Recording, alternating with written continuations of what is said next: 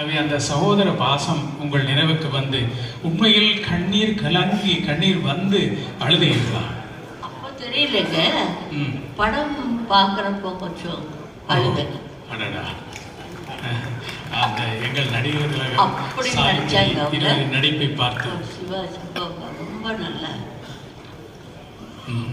இப்போ நிஜமா இந்த மெகா டிவி அவங்க ஸ்பான்சர் பண்ணி ரொம்ப சந்தோஷம். எங்களுக்கு ஒரு ஃபோன் பண்ணேன், சரி அவ்வளோதான், ரெடி பண்ணிட்டாரு எல்லாம். ரொம்ப சந்தோஷம். நீங்கள் இருக்கீங்களா? நன்றி. அப்துல் அமீன் சார் ஒரு 50 வருஷமா தெரியுமா சார்?